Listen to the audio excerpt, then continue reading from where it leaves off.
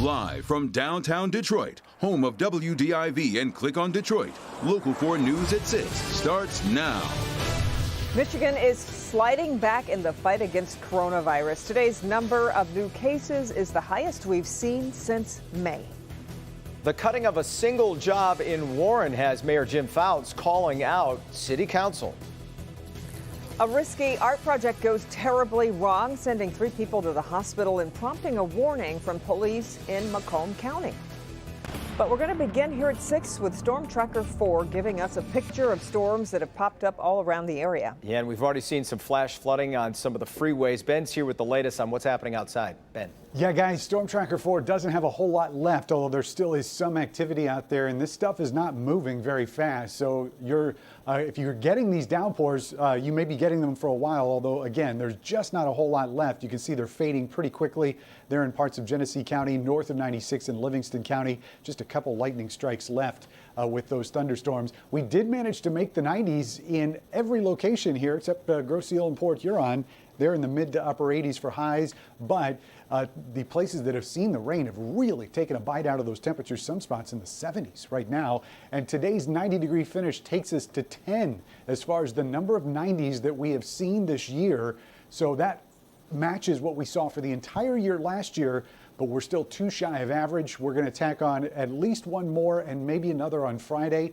We'll see what's to come after that in just a few minutes. Don't forget to follow tonight's storms and the heat of the Local Forecasters app. Download it for free in your app store by searching WDIV. Guys? Okay, Ben. 2 teenagers and a grandmother had to be rushed to area hospitals after a freak accident in Utica. A woodworking project involving microwave parts took a terrifying turn. This happened on the 4th of July outside of an apartment building near 21 Mile Road and Van Dyke. Nick Monticelli reports the 18-year-old son is in the worst condition, while police are urging others to be careful. Good afternoon. This is really a difficult one for the first responders and especially for the family. This 18-year-old is still in critical condition at the hospital. All of it happening in this apartment complex, and the Utica police chief saying while the artwork is neat, it's way too dangerous. Right now, things are pretty hopeful. Utica Police Chief Sean Cody says the 18-year-old with the most severe injuries has extensive electrical burns to his lungs and is in a medically induced coma. This after an art project went wrong behind this apartment building in Utica. This is called wood fracking, as shown in this YouTube video with nearly 3 million views. It makes interesting patterns using jolts of electricity in the wood.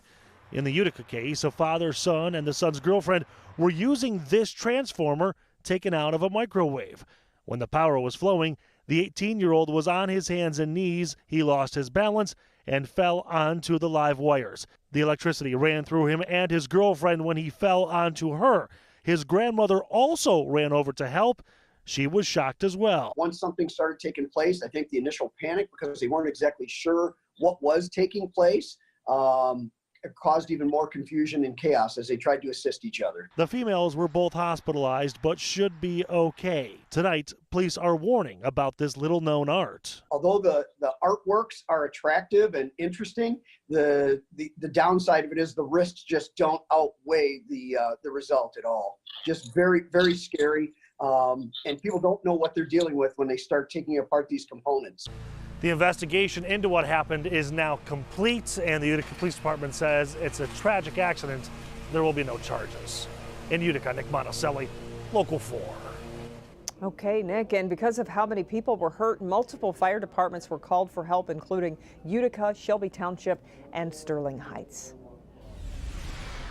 The latest numbers on COVID-19 in Michigan are troubling. There are 610 new cases reported since yesterday, and that's the highest single-day number since May. Michigan has suffered 10 additional deaths, and the state has also updated its risk map showing where different regions stand when it comes to containing the virus.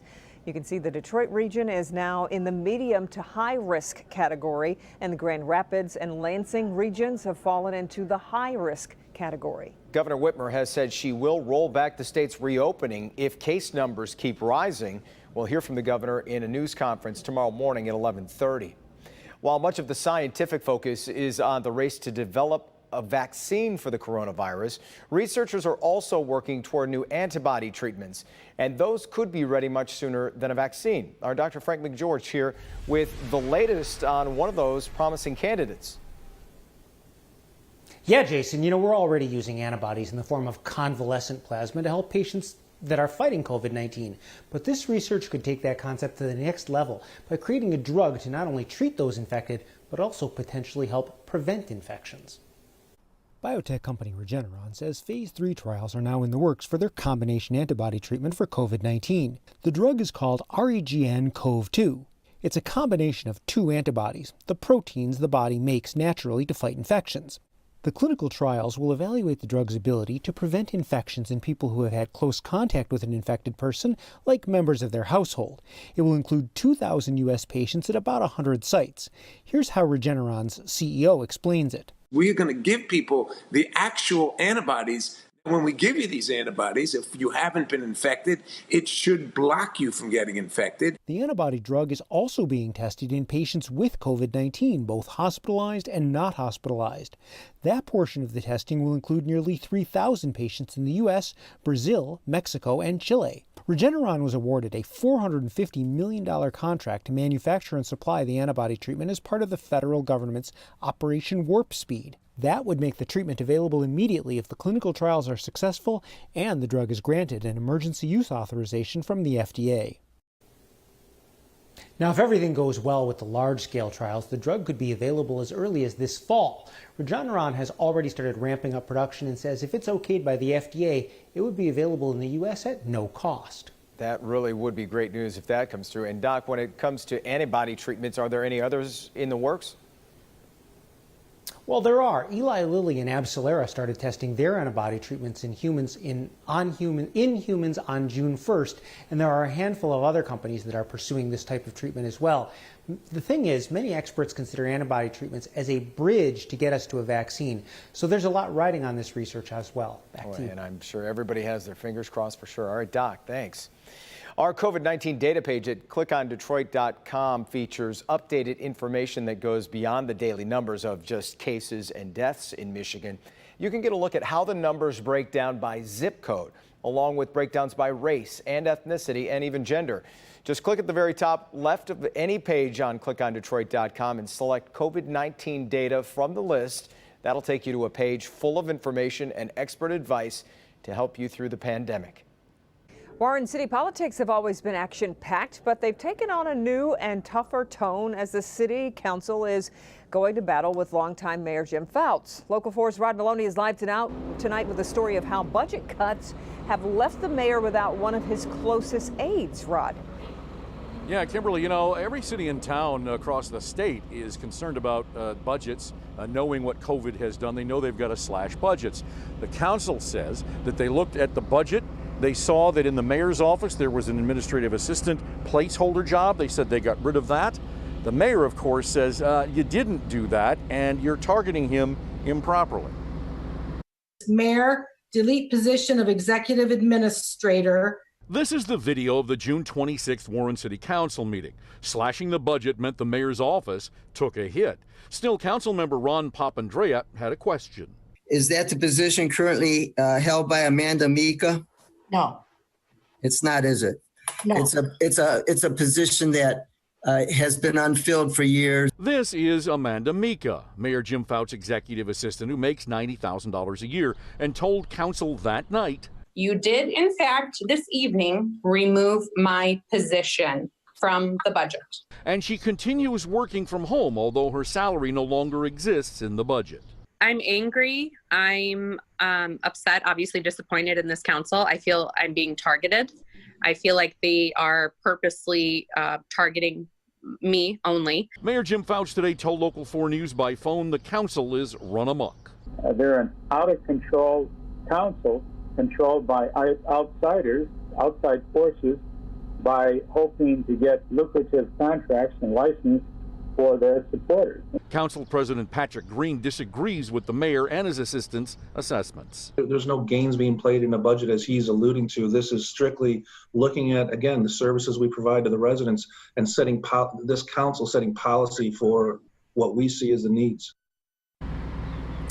Now, Green says that the mayor never has properly appointed Amanda Mika. He said that he thinks that could even have been an illegal appointment. He's looking at that. In the meantime, the mayor says he believes the council is operating illegally. He is combing through the meeting minutes from the 26th, and he's going to continue working on that and pushing back against that. So obviously, this is far from over. Kimberly, back to you. I'll take it, Rod. All right, thanks. Police reform is a big topic across the country, and a group of state reps from the Detroit area are revealing what they'd like to see happen. Local 4 Defender Sean Lay live with what's on the list. And Sean, some of these elected officials have a unique perspective on law enforcement. Exactly, Jason. Here's the deal. We're talking about state lawmakers, but they're from Detroit, the Detroit area, and many have law enforcement backgrounds. Michigan state reps unveiling their plan to transform police and public safety in our state from a Detroit perspective. And these reforms are coming from Detroiters. Many, like State Rep Tanisha Yancey, have law enforcement backgrounds. Yancey was an assistant Wayne County prosecutor. She says facial recognition technology must go. I am not in favor of facial recognition. It should not be used as if it's targeting. It's specifically targeting Black people. Detroit Rep Sherry Gay Dognago says the ideas of changing policing, like ending chokeholds, are ideas that need to be talked about all over the state. We have to have our stakeholders to have real meaningful conversations and be bold in their action, calling for justice and not getting silent because it's uncomfortable. Representative Tyrone Carter spent 25 years as a Wayne County Sheriff's deputy. As a law enforcement veteran, he says the actions of the Minneapolis officer towards George Floyd changed law enforcement forever. We had a lot of goodwill in Capitol before, when the pandemic hit. Frontline workers, heroes. We allowed one person's actions to destroy any goodwill in Capitol that a profession has. So we've got to do a huge job to get that back. Fascinating discussion today talking about police reform. Biggest item that got most attention, Jason, was that facial recognition technology. The pressure kept up on the city of Detroit, the city and the police department to drop it. We're live tonight. Sean Lay, Local 4 Defenders. Yeah. Okay, Sean. We have a Local 4 update to a boil water advisory in Riverview. That advisory has now been lifted. It was issued Monday after crews accidentally caused a drop in water pressure. Riverview says residents can now resume all normal activity. A federal judge has dismissed GM's lawsuit against Fiat Chrysler. In the racketeering lawsuit, GM accused Fiat Chrysler of trying to corrupt its rounds of bargaining with the UAW. GM claimed Fiat Chrysler was doing this in an attempt to take over the automaker. The judge says there's not credible evidence to prove FCA was trying to do harm to GM. GM is planning to fight that ruling. New at 6. ClickOnDetroit.com, ESPN.com, GreatLakesPost.com. What all three have in common, while Great Lakes Post is also providing something more.